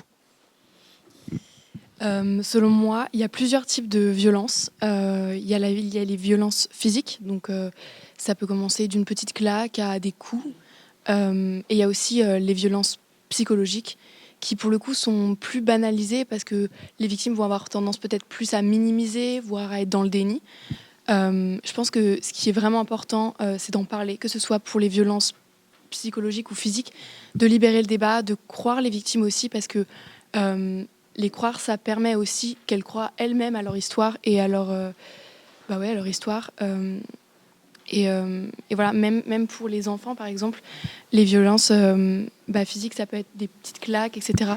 Selon moi, c'est très alarmant, ce genre de geste envers un enfant et même envers des adultes en soi. Est-ce qu'il y en a qui veulent ajouter quelque chose par rapport à ce que Malina a dit ? Pas du tout. Vas-y. Je voudrais dire que, en fait, les violences faites aux enfants, malheureusement, dans beaucoup de cas, si un des deux parents est violent, le deuxième n'alarme pas les autorités, n'en parle pas. C'est en grande majorité, plus de 90%, dans plus de 90% des cas, les pères qui sont violents. Et les mères sont soit elles aussi victimes de violences, parce qu'il faut savoir que les violences conjugales vont avec les violences faites aux enfants. Un mauvais mari ne peut pas être un bon père, selon moi. Et donc, soit elles sont dans le déni et elles ne déclarent pas ça, soit elles sont elles aussi victimes, auquel cas, si elles le déclarent pour elles, ça met leur enfant en danger. Si elles le déclarent pour leur enfant, ça les met en danger. C'est un cercle vicieux, c'est très compliqué, je pense, d'en sortir. Et c'est pour ça qu'il y a des associations, des numéros qui peuvent aider les femmes. Mais je pense que la première chose, c'est de définir où commence cette violence et d'en parler pour que les femmes elles-mêmes puissent se rendre compte qu'elles sont victimes et aussi que leur entourage puisse s'en rendre compte et que les mentalités changent sur certains comportements qui ne nous auraient pas alarmés il y a 10 ou 20 ans et qui aujourd'hui sont alarmantes. Et aujourd'hui, il y a des gens qui réussissent à se dire « ça, c'est pas normal ». Justement, est-ce que, selon vous, on régresse dans les mentalités par rapport à ce sujet ? Oui, vas-y, Sarah. Je pense honnêtement qu'on a fait un beau progrès jusqu'ici parce qu'il y a quelques siècles, on brûlait encore les femmes, tout simplement. Mais il ne faut pas oublier que, comme l'a dit Loane, les chiffres sont alarmants. Par exemple, toutes les 7 minutes, une femme se fait violer en France. Je vous laisse compter combien ça fait en une heure. Et donc, il faut quand même avouer qu'on a fait un beau progrès en termes des mentalités des gens, mais qu'il y a encore beaucoup de travail à faire, que ce soit dans l'alerte aux personnes, dans l'écoute, ou dans les actions prises. Justement, Loane, tu t'avais dit justement qu'il y avait des comportements qui pouvaient se faire il y a 10-20 ans, qui ne se faisaient pas aujourd'hui. Est-ce que tu as des exemples de ça ? Alors, un exemple qui est vraiment de l'actualité très très récente, il y a eu donc une histoire avec un chanteur. Donc le dossier est clos et la dernière version, c'est qu'il a voulu simuler un suicide pour faire peur à sa compagne qui voulait le quitter. Ce comportement-là, j'étais contente de voir que sur les réseaux sociaux, dans les commentaires, les gens s'en alarment, les gens comprennent que c'est un comportement qui est toxique, qui n'est pas normal. Et ça, je pense que ça n'aurait pas forcément été le cas avant. Et c'est grâce, je pense, on parlait des réseaux sociaux tout à l'heure, je pense que les réseaux sociaux, ça aide aussi à faire changer ces mentalités parce qu'on en parle beaucoup. Et justement, à force de voir et de revoir ces comportements-là, les gens les reconnaissent. Et ça, c'est très important. Okay, je crois, Aubry, que le chat a quelque chose à dire. Alors, on t'entendait, Sarah, parler justement des choses à faire pour que les mentalités évoluent et que les comportements violents cessent, dans le meilleur des cas. C'est quoi pour vous ces choses qu'il faut faire ? Je pense que sensibiliser, c'est hyper important. Ça peut passer par les réseaux sociaux. Sensibiliser sur qu'est-ce que c'est la violence, comment en parler aussi, parce qu'en tant que victime, je pense que ça peut être très compliqué d'en parler. Être dans un déni, c'est un peu un cercle vicieux, comme on disait, donc c'est compliqué d'ouvrir les yeux sur cette situation. Et même sensibiliser aussi les hommes aussi, parce que peut-être qu'il y en a qui n'ont même pas conscience qu'ils sont violents. Donc sensibiliser les victimes à en parler, à aider certaines personnes, et aussi aux coupables, aux personnes qui font ces violences-là, pour justement changer ces comportements sur le long terme. Justement, Yanis ou Céline, est-ce que vous avez un avis sur la question ? Vas-y, Yanis, tu as levé la main. Je pense que la violence, c'est vraiment une question d'éducation. Je veux dire, à partir du moment qu'un homme, dans la majorité des cas, lève une fois la main sur sa compagne, je veux dire, à partir du moment, c'est pas normal. Je veux dire, c'est quand la dame, quand la dame va à la gendarmerie, je veux dire, faut qu'ils prennent tout de suite en compte parce que entre le délai et en fait la sanction, je veux dire, la femme elle peut mourir. Il y a plein de conséquences, excusez-moi, derrière. Donc je pense que c'est vraiment quelque chose à prendre immédiatement en compte et ne pas attendre en fait plus. Je veux dire, c'est pas normal que l'homme tape la femme ou les enfants. Je veux dire, non. Donc justement, de ce que je comprends, la réponse des policiers doit changer. Est-ce qu'il y en a qui sont d'accord avec ça et qui veulent rajouter? Oui, vas-y Céline. Alors moi je suis pas du tout d'accord avec ça, parce qu'on parle de sensibilisation, mais la réponse des forces de l'ordre, de la justice en général n'est pas bonne, parce que moi à titre personnel, je connais plusieurs amis qui se sont fait violer. Je sais qu'il n'y a pas longtemps, une nouvelle loi a été décidée, qu'une fille qui a moins de 15 ans, il me semble, et qui fait un rapport sexuel avec quelqu'un qui a au-dessus de 5 ans de plus qu'elle est automatiquement violée. Du coup, il y a eu des cas comme ça et la police n'a pas pris compte de ces faits. Est-ce qu'il y a d'autres personnes qui veulent rajouter? Vas-y, Loane. Ou Valentine, vu qu'on ne t'a pas beaucoup entendu.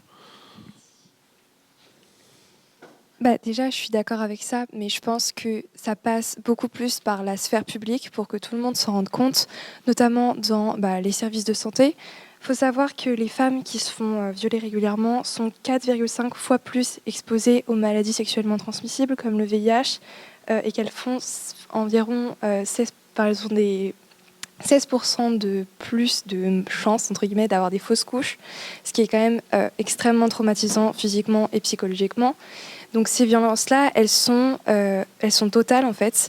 Et il faut se rendre compte que dans notre société actuelle, les femmes n'ont pas forcément envie d'en parler, dans le sens où c'est très tabou encore. Même si oui, on a fait des progrès, la sphère publique a un énorme rôle à jouer. Par exemple, en 2019, aux États-Unis, il y a un projet qui a été mené qui s'appelle Respect Women, qui a permis à beaucoup de femmes de se rendre compte de parfois certains comportements qu'elles pensaient être normaux, parce qu'ils sont normalisés dans la culture en général, et qui en fait se rendent compte que leurs droits sont parfois, même très souvent, violés sans le savoir. Et je pense que c'est très important que l'instruction au sein des écoles, tout ça, ait un rôle à jouer là-dessus. Aujourd'hui, par exemple, y a, dans la sphère privée, il y a 38% des femmes qui se font violer et qui parfois se font... Il y a les féminicides, pardon, au contraire de 6% d'agressions faites par des inconnus, ce qui est tout autant problématique, mais c'est encore plus important de se rendre compte que beaucoup de faits sont passés sous silence. Et c'est d'ailleurs pour ça que je préfère préciser que le numéro national en France pour porter plainte, c'est le 3919, si jamais. Et que tout le monde a le droit d'avoir ses libertés au sein de la société. Donc je pense que c'est important qu'on libère la parole là-dessus. Est-ce que selon vous, il y aurait d'autres choses pour que plus de personnes portent plainte à faire? Je pense qu'aujourd'hui, un des gros problèmes, après, c'est au niveau de la justice. Déjà, au niveau de la loi, la définition du viol, elle ne prend pas en compte la notion de consentement, ce qui est extrêmement grave, parce que si une femme n'est pas consentante, une femme ou un homme d'ailleurs, c'est un viol, et ça, c'est pas pris en compte, c'est ce qui est dramatique. Et ensuite, au niveau des affaires qui sont rendues publiques, on voit des producteurs, des acteurs, des sportifs qui sont accusés de viol. En fait, très souvent, malheureusement, il n'y a aucune condamnation. Et ça envoie un très mauvais message, parce que les victimes se disent de toute façon, il ne sera pas condamné, donc je ne vais même pas prendre la peine de porter plainte. C'est une démarche qui est très compliquée, et si c'est pour que ça n'aboutisse à rien derrière, qu'il y ait des procès, la vie privée de la victime est souvent exposée, ce qui est absolument horrible, parce que c'est pas du tout le sujet. Donc en fait, c'est trop de charge mentale, c'est trop dur pour ne rien obtenir derrière. Okay. Donc, oui, vas-y. Aussi, le principal problème, c'est que maintenant, quand les femmes elles expliquent qu'elles ont subi des violences sexuelles, la honte, elle est plus mise sur la femme que sur l'homme qui fait subir parce que simplement parce que c'est des hommes et que tout le monde les défend.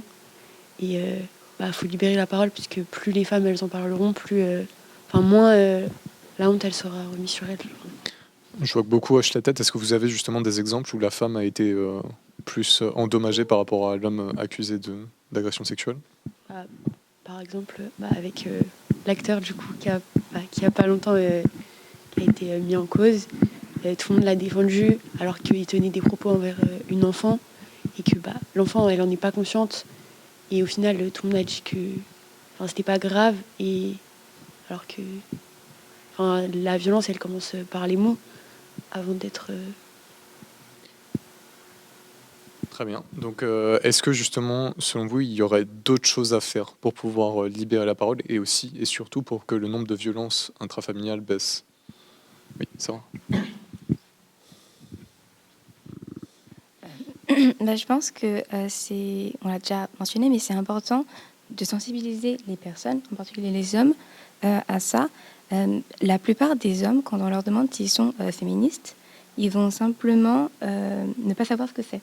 Donc ils vont être contre, d'office. Alors qu'une fois qu'on leur explique les fondamentaux, que les femmes ne veulent pas plus de liberté, veulent justement les mêmes droits, les mêmes libertés que les hommes, ils sont tout à fait d'accord. Donc je trouve ça quand même alarmant que la plupart des hommes ne sont pas assez informés simplement sur le sujet et parfois ne se rendent pas compte que ils tiennent des propos ou ils font des actes qui n'ont pas lieu d'être, tout simplement. Je me tourne vers les deux hommes qui sont présents sur ce débat. Est-ce que justement, selon vous, il faudrait plus que les hommes s'informent plus pour pouvoir être plus informés? On parle des hommes, on fait une globale. On parle des hommes en général. Je veux dire, tout le monde n'est pas dans le même panier. Et je pense que, du coup, mettre tous les hommes dans le même panier, c'est vraiment très négatif, péjoratif. Je veux dire, il y a des hommes, à l'heure d'aujourd'hui, encore bien, si je puis dire. Je pense que certains, dont moi, je suis conscient des choses, des gravités que les femmes subissent au quotidien, même si implicitement je ne suis pas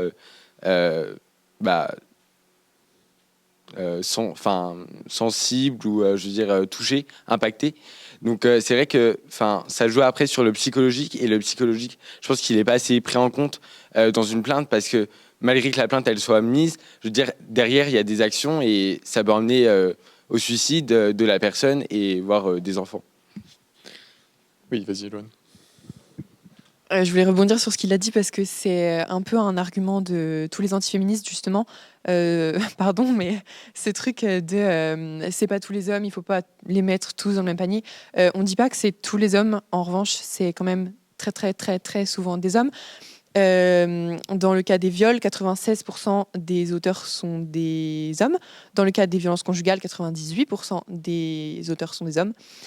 Donc en fait, si on dit qu'il faut informer d'abord les hommes et les sensibiliser eux, c'est pas parce que on vous met, comme tu dis, tous dans le même panier. C'est parce que malheureusement, c'est triste à dire, mais le problème dans ces situations-là, la plupart du temps, c'est l'homme et c'est le rôle aussi qu'a l'homme dans la société. Il y a une masculinité qui est toxique, qui est enseignée aux enfants depuis qu'ils sont petits. Et ça doit changer aussi. C'est aussi dans l'éducation. Donc c'est pour ça que qu'on parle de sensibiliser les hommes principalement. Je pense que c'est important de le dire, qu'on les met pas tous dans le même panier, mais quand même. Oui, vas-y, Yanis, et puis après Valentine. Après, je pense que ce qui peut marquer, choquer, je pense que c'est les peines en fait que les hommes, du coup, plus généralement, ont à la suite d'une agression. Je pense qu'elles sont minimes par rapport à leurs actes et ça, c'est pas normal. Et je pense que si elles sont plus élevées, je pense qu'il y a vraiment un impact et ça, c'est vraiment dommage que du coup, à l'heure d'aujourd'hui, il n'y a pas plus de condamnations ou de plaintes qui sont prises en compte. Valentine, je voulais dire quelque chose. Déjà, je voulais rebondir sur ce que Sarah et Loane ont dit, puisque je suis totalement d'accord. Aujourd'hui, la notion de féminisme, elle est beaucoup déformée, dans le sens où la majorité des hommes prennent peur, ceux qui agissent de manière néfaste, ou ceux qui ne connaissent pas, dans le sens où ils se disent que tout va très vite, alors qu'en fait, c'est juste qu'aujourd'hui, les femmes osent enfin prendre la parole, ce que les femmes d'avant ne pouvaient pas faire, étant donné qu'elles avaient tout simplement pas de droits. Et aujourd'hui, c'est essentiel qu'on s'en rende compte pour que, enfin, en fait, les hommes, c'est pas qu'on veut pas qu'ils nous aident dans nos combats. Au contraire, c'est essentiel vu que la majorité des gens au pouvoir aujourd'hui sont des hommes. Donc, il faut juste qu'ils comprennent que le féminisme, c'est vouloir l'égalité entre les hommes et les femmes et pas une supériorité quelconque. Et c'est tout simplement l'essentiel, en fait, afin de pouvoir régler toutes les violences qu'il y a pour les femmes, mais aussi pour les enfants, parce que c'est un cercle vicieux, en fait. L'éducation qu'on fait aujourd'hui, ça montre encore les codes qu'il y a et que les autres femmes font subir plus tard. Donc, il est temps que juste on parle tous ensemble, parce que moi, je sais que j'ai pas envie de vivre dans une société qui me refuse les droits que je suis censée avoir, quoi. Très bien. Est-ce qu'il y a des personnes qui veulent rajouter des choses ? Eh bien, écoutez, merci beaucoup. C'est compliqué de transitionner après un tel sujet, mais on va essayer. C'est la fin de notre émission. Merci déjà à vous tous d'avoir participé, vous toutes et tous d'ailleurs, d'avoir participé. Merci aussi à toutes les personnes présentes au chat d'avoir regardé ce live. Corentin, est-ce que tu as bien aimé y participer ? La patate chaude, mais oui, merci beaucoup à tous les élèves, à Madame Kriskoviak, je ne sais pas où elle est. Elle est là-bas, tout au fond, qui a mené aussi de son côté cette expérience. Merci à tous les élèves qui ont pris le temps, qui sont venus. On sait que c'est pas facile de passer en direct. Merci d'avoir pris la parole, de vous être exprimé. Merci à toute l'équipe technique qui se trouve derrière le rideau là-bas. Et puis, écoutez, on vous dit rendez-vous l'année prochaine dans peut-être cet établissement, un autre, pour un nouvel épisode de Nous les jeunes.